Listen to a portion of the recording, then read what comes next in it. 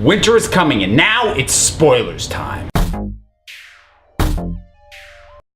Season 4, over, done, which means I can finally talk spoilers. I'm probably gonna end up jumping around. I'll try and keep it chronological in terms of the order things happen. So let's start with Purple Wedding. Joffrey! Finally! I am annoyed though. I had it spoiled for me. It's worth pointing out right now, every single major event that shocks the viewers, I've had spoiled for me. Every single one. The death of Ned Stark, the Red Wedding, Joffrey dying, Oberyn Martell, all of them. From different sources, different reasons. But you know what? The show still does them so well, it doesn't matter. I mean, we were all eager to see Joffrey die. Everybody watching the show wanted Joffrey to die. So not only did they give us a wonderfully death for the guy, but they even gave us an episode of him at his absolute worst to lead up to it, so that we would just enjoy it all the more. Very well played. And I like how the mystery was played off as well, because at first we didn't know who had killed him. I mean, it was pretty obvious Tyrion didn't do it, even though he was gonna have to take the fall for the thing, but we didn't know who it was. I like that we didn't know right off, but I also like that they didn't stretch that mystery out for too long. You know, we got the answer. It was Baelish working with the Tyrells, Olenna Tyrell specifically, and you know, that's not a massive kind of conspiracy. That's a conspiracy you would totally buy, so it wouldn't have been worth stringing out more than the couple episodes they did it for. Again, just really well paced, really well played. You know, since I brought up Baelish, I just gotta give a shout out to this guy. He is just so insanely sneaky and calculating and manipulating and just so out for himself, and he's just playing the game so well. And I'm really gonna be curious to see where Sansa goes, because she seems to have turned a corner here. It's all just implied in this new outfit and this look that we get from her at the very end, but that, just those few seconds, they imply a lot. As for the other Stark sister, Arya, continuing down this path where she's just such an amazing character, and just seeing how her experiences are shaping her into a killer. Then to abandon the Hound like she did, and to go off, and now she's doing what all of us wanted her to do at the end of the second season, go and learn the ways of the Faceless Assassins. They teased it, made us wait for almost 2 full seasons. Now she's going. And speaking of the Hound,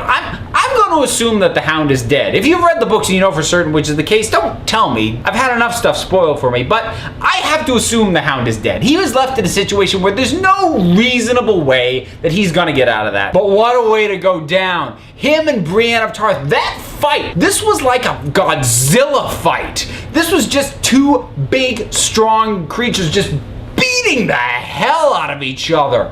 Oh, it was brutal. It was awesome. And the minute they started fighting, I had 2 conflicting thoughts. Thought 1 was, this is gonna be so good, and thought 2 was, I don't want them to fight because one of them is gonna die, and I like them both. Daenerys having to lock up the dragons, that hurt. That really did hurt. That was a painful moment to have to watch her do that. She's actually doing with her offspring what Roose Bolton should really be doing with Ramsay, locking him away. And then there's what the title of the last episode dealt with, children.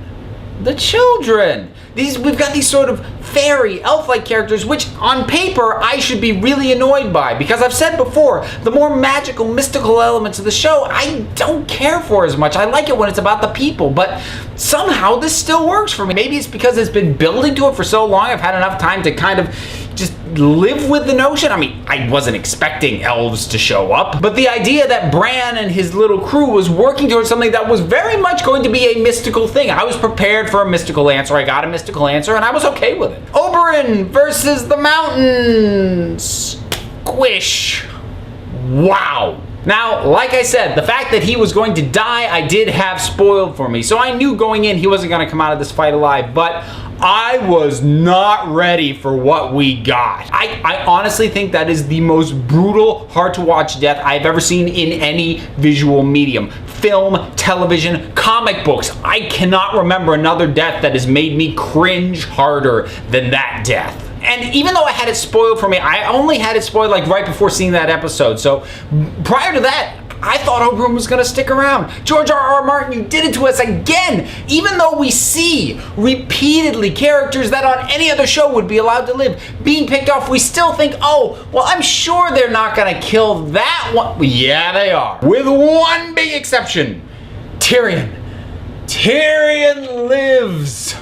Going into the last episode of this season, I was really afraid that they were going to kill him. I was just having a hard time figuring out how the heck he can possibly not die in this. Now, when Jamie showed up to his door and let him out, that was a scenario I considered. Like, well, if he's gonna get out, Jamie's gonna set him free. That's the only way that this can work. But as he was leaving, and he's going down the hallway, and he's going up the stairs, he's going through the castle, I'm thinking to myself, this is too easy. Something else has got to happen. This is gonna go wrong. And my first thought was, he's still gonna die. He's gonna come so close to escaping, he's still gonna die. Like Cersei found out that Jamie was gonna let him go and set up some other trap or something. Well, that isn't what happened, but I was right on my instinct that something else had to happen. Shae. You know, it now makes me appreciate the fact that she was around for as long as she was.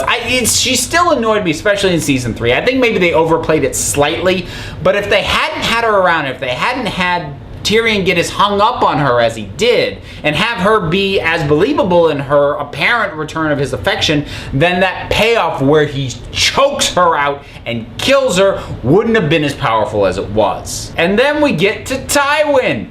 Who saw this coming? I mean, as soon as Tyrion opened the door and he's got the crossbow, I'm like, that guy's not getting out of that shitter alive. But up until that moment, I never would have guessed that Tywin was not going to make it through the end of this season. I mean, the thing is, not only is Tywin such a good manipulator, he's so good at making himself not the target. Because there's bigger, showier targets for people who want to have a bone to pick with the Lannisters. Whether it's the current seated king, it was Joffrey, now it's Tommen, or it's someone like the Mountain. It's like he's really good at being in control but not being the target. So I had no reason to think he was gonna die. Well, he's gone now. And Tyrion runs off and Varys joins him. And I think the two of them together is going to be a really interesting dynamic. And really, that just leads me into the fact that the entire world has changed for this show. The landscape is completely different. The players are completely different. The scope is completely different.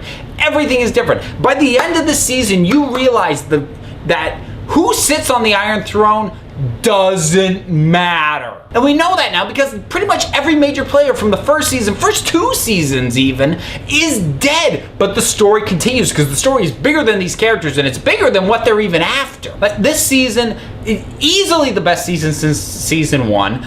It may even surpass season 1 as the best season in my mind. It's just so amazing. It's fantastic. It ends so strongly. It started so strongly. There were fantastic little climaxes, mini climaxes throughout the season, as well as bigger overarching ones leading up to the end. It was just so well constructed on an episode by episode basis, and as a season, I've really only got one complaint. And it's the one that a lot of people have had, and that was the rape, not rape, we don't know scene between Jaime and Cersei. Now, I alluded to the scene before. I didn't talk about specifically what it was because I was doing spoiler-free stuff. But ultimately, here's where I land on it, and here's why I have a problem with it. It's not an inherent problem with what happened. A lot of people took very deep offense, and it really, for a lot of people, cemented the show in their mind as being patently misogynistic. Which I don't feel the show is, but I absolutely see where they're coming from for people who think that. Now, that wasn't the reason I have a problem with what happened. The reason I have a problem with what happened is it didn't change anything.